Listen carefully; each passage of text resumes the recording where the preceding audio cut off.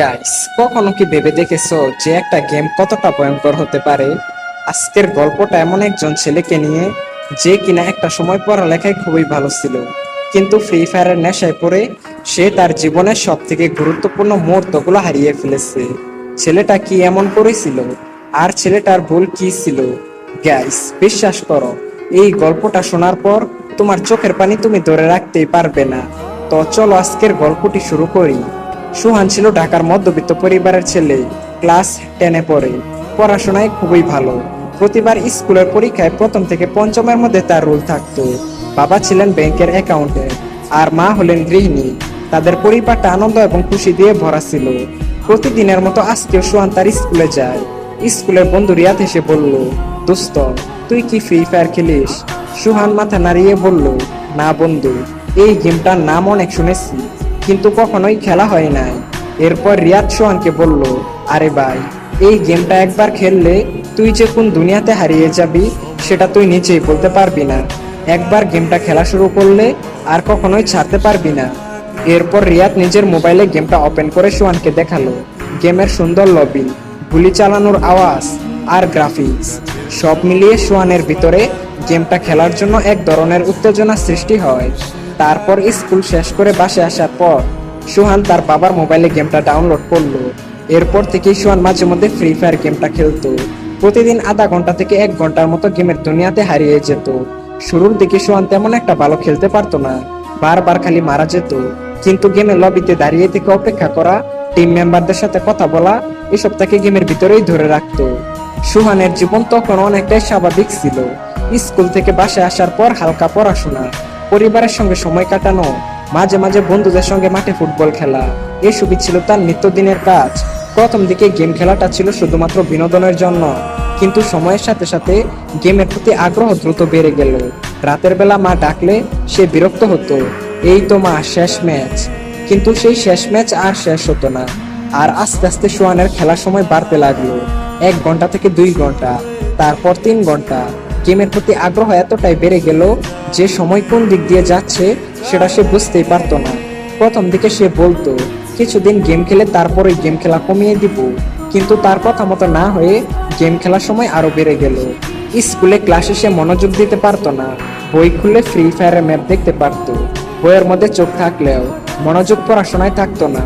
গেমের নতুন আপডেট এবং র্যাঙ্ক স্কোর কিভাবে বাড়ানো যায় সেটা নিয়েই সবসময় চিন্তা করতো।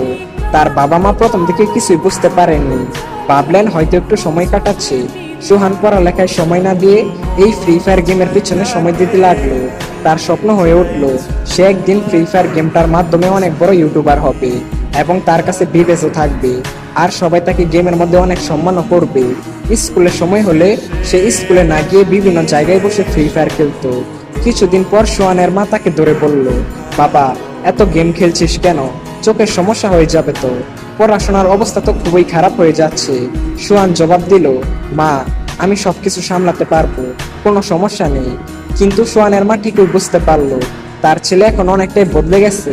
আগে যেমন তার ছেলের মুখে সবসময় হাসি খুশি থাকতো, কিন্তু এখন তার ছেলে পুরোপুরি চুপচাপ, কখনো রাগ করতো, কখনো মনমরা হয়ে বসে থাকতো।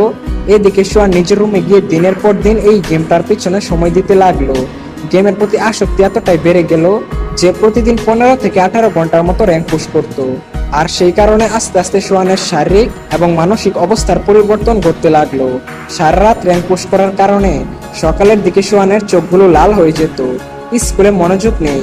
শিক্ষিকা বললেন, সোহান, এত মনোযোগ হারাচ্ছিস কেন? সোহান কোনো উত্তর দিল না। সোহান রাতেও গেমটা খেলতে লাগলো, এমনকি রাত 2টা থেকে 3টায় ঘুমাতো।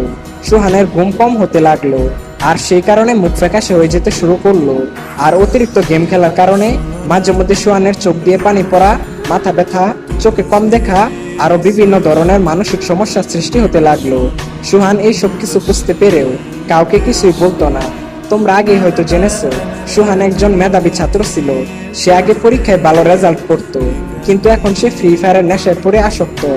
স্কুলের পরীক্ষা কাছে চলে আসলেও সোহান কোনো প্রস্তুতি নেয়নি। তার মন পড়াশোনা থেকে সরিয়ে গেমের দিকে চলে গেছে। এরপর কিছুদিন পর যখন পরীক্ষার রেজাল্ট আসে, তখন সোহানের রেজাল্ট আসলো ফেল। শিক্ষক ডাকলেন তার মা বাবাকে আর বললেন, আপনার ছেলে এখন আর পড়াশোনায় মনোযোগ দিচ্ছে না, সারাক্ষণ ক্লান্ত, মনোযোগহীন। আপনার ছেলের দিকে একটু খেয়াল রাখুন। সোহানের বাবা তার ছেলের এরকম রেজাল্ট দেখে অনেকটাই হতাশ হয়ে যায়। এরপর সোহানের বাবা তার ছেলের হাত থেকে মোবাইলটি নিয়ে বলল, আজকে থেকে তোর মোবাইল টিপা একদম বন্ধ। সোহান তার বাবাকে বলল, এটা কখনোই সম্ভব না। এরপর সোহান উল্টা তার বাবার হাত থেকে মোবাইলটি নিয়ে তার রুমের মধ্যে গিয়ে দরজা লাগিয়ে দিল। যেই সোহান এক সময় তার মা বাবাকে সম্মান করত, শ্রদ্ধা করত, সেই সোহান এই গেমের নেশায় পড়ে তার বাবার সাথে এইরকম একটা ব্যবহার করলো। সোহানের বাবা তার ছেলের এইরকম আচরণ দেখেও কিছুই বলল না, কারণ সোহানের বাবা তার ছেলেকে অনেক বেশি ভালোবাসতো। কিন্তু সোহানের এইরকম আচরণ দেখে সোহানের বাবার কষ্টে বুকটা ফেটে যাচ্ছিল। বস, এটা তো মাত্র শুরু। সোহান গেমের আসক্তিতে পড়ে এমন কিছু কাজ করে যেটা তোমরা কল্পনাই করতে পারবে না। এরপর থেকেই সোহান স্কুলে যাওয়া বন্ধ করে দিল। গেমের ভিতরে তার সাথে নতুন নতুন বন্ধুদের সাথে পরিচয় হতে লাগলো। ধীরে ধীরে সোহান বাস্তব জীবনের বন্ধুর চেয়ে এই অনলাইন বন্ধুদের সাথে বেশি সময় কাটাতে লাগলো। তাদের সাথে ঘন্টার পর ঘন্টা কথা বলতো, আর বাস্তব জীবনের বন্ধুদের সাথে যোগাযোগ প্রায় বন্ধ হয়ে গেল। বাস্তব জীবনের বন্ধুর চেয়ে এই অনলাইন জীবনের বন্ধুই তার কাছে আপন হয়ে উঠলো। তো একদিন সোহান র্যাঙ্ক পুশ করতেছিল, এমন সময় হঠাৎ করেই তার বাসা থেকে কারেন্ট চলে যায়।